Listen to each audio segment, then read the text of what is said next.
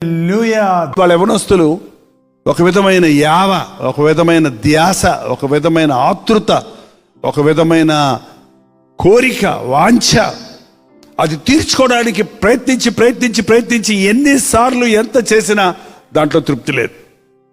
ఎంతమంది యవనస్తులు ఈ రోజున డ్రగ్ ఎడిక్ట్స్ అయిపోతున్నారు, మద్యానికి దాసులు అయిపోతున్నారు, గురి లేకుండా రోడ్ల మీద తిరుగుతూ ఉన్నారు.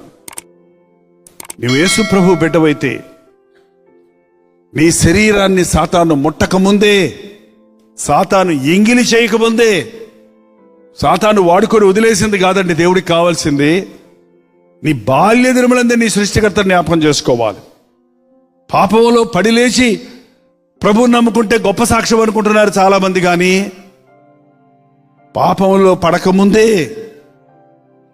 నీ దేహాన్ని చెరుపుదాన్ని తీసివేయాలి. నీవు శోధనకు, వేదనకు లొంగుతున్నటువంటి కార్యాల నుండి విడిపించబడినట్లుగా నువ్వు ప్రార్థించాలి. జాగ్రత్త. నీ బలం ఊడికిపోకముందే, నీ శరీరం పాడైపోకముందే, నీ ఆరోగ్యం నాశనమైపోకముందే, నీ అవకాశాలు పోకముందే ప్రభు పాదాల మీద పడటం నేర్చుకోవాలి. వ్యభిచారానికి, జారత్వానికి చోటిచ్చిన మనిషి స్థిరంగా ఉండలేడండి.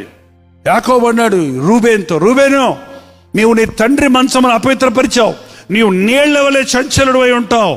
చంచలుడుగా ఉంటారంట వ్యభిచారం చేసిన వాళ్ళు. చంచలుడు అంటే ఒక మనసు ఉండదు, కాసేపు ఒకలాగా ఉంటారు, కాసేపు ఒక మాట మీద నిలబడలేరు, ఒక తీర్మానం చేయలేరు, ఒక భయం, ఒక భీతి, ఒక అలజడి, ఒక కంగారు, ఒక అస్థిరత వారి బ్రతుకుల్లో వర్ధిల్లలేరు. జాగ్రత్త. వివాహానికి ముందే నీ పరిశుద్ధతను పోగొట్టుకోవద్దు. నీ అపవిత్రమైన కార్యాలను విడిచిపెట్టు. ఇప్పటికే నీవు అలాంటి గోతులో పడి ఉంటే పశ్చాత్తాపడు. ఈ రోజు మనకు గొప్ప అవకాశం ఉంది. ఎందుకంటే మన యేసు ప్రభు చేసిన శిలువ యాగం ద్వారా, ఆయన చిందించిన రక్తము ద్వారా ఒక వ్యభిచారికి, ఒక జారుడికి, ఒక అపవిత్రుడికి, ఒక పాపికి రావలసిన శిక్షంతా ఆయన భరించాడు గనుక ఇవాళ మనల్ని క్షమించడానికి, మనకు నూతనమైన జీవితాన్ని ఇవ్వడానికి సిద్ధంగా ఉన్నాడు. ఎంత త్వరగా క్రీస్తుకు నీ జీవితాన్ని అప్పగించుకుంటే నీవు అంత ధన్యుడవు. ఎంత త్వరగా నీ పాపము కొరకు పశ్చాత్తాపడి విడిచిపెడితే అంతగా నీవు శుద్ధీకరించబడతావు. యవనస్తులైన బిడ్డలారా, ఒకవేళ మీరు యవనం దాటిపోయిందేమో, చాలా మందికి నడి వయసు దాటిపోయిందేమో, ఇప్పటికే మీరు యవన కాలంలో విత్తిన విత్తనాల కోతను ఇప్పుడు కోస్తున్నారు. నీ ఇష్టం వచ్చినట్టు నీ యవన కాలంలో జీవించావు. ఇప్పుడు నా బిడ్డలు నాకు లోబడతం లేదు, నా కూతురు నాకు లోబడతం లేదు, చెప్పిన మాట వింటం లేదు, ఇష్టం వచ్చినట్టు జీవిస్తున్నారు అని వారి మీద నీవు ఫిర్యాదులు చేస్తున్నావు. కానీ నువ్వు నీ యవ్వన కాలంలో ఏం చేశావో అదే ప్రతిబింబిస్తుందని మీ బిడ్డల్లో అని నువ్వు గ్రహించి పశ్చాత్తాపడితే నీకు, నీ బిడ్డలకు కూడా క్షేమం. ఏమి విత్తుతామో దాన్నే కోస్తాం. పిల్లల పెంపకం తల్లిదండ్రుల మీద, తల్లిదండ్రులను బట్టే, పిల్లల పెంపకాన్ని బట్టే బిడ్డల భవిష్యత్తు ఉంటుంది.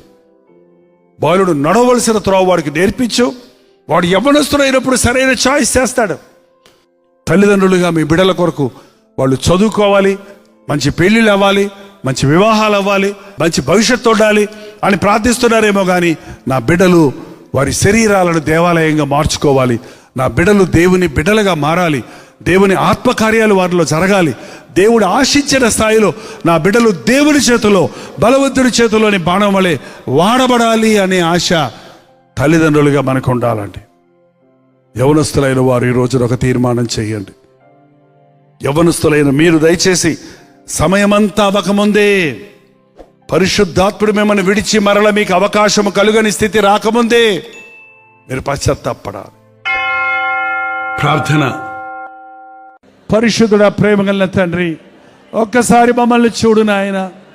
నీ చేత ప్రేమించబడిన యవనస్తులు చూడయ్యా, నీవు ఏర్పరచుకున్న యవనస్తులు చూడయ్యా, నీవు తల్లి గర్భములోని నియమించుకున్న నీ బిడ్డలు చూడు నాయన.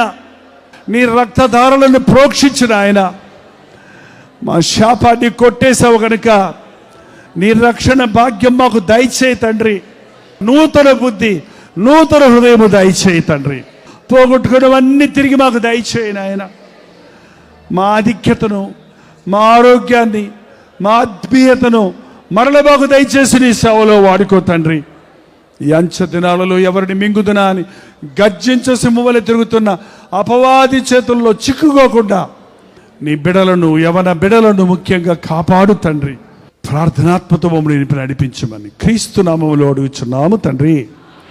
మన తండ్రి అయిన దేవుని యొక్క ప్రేమయు, కుమారుడైన క్రీస్తు యొక్క కృపయు, ఆదరణకర్త అయిన పరిశుద్ధాత్మ యొక్క సహవాసము కూడి వచ్చిన మనందరికీ ఇప్పుడును సదాకాలము తోడై ఉండును గాక. ఆమేన్, ఆమేన్, ఆమేన్.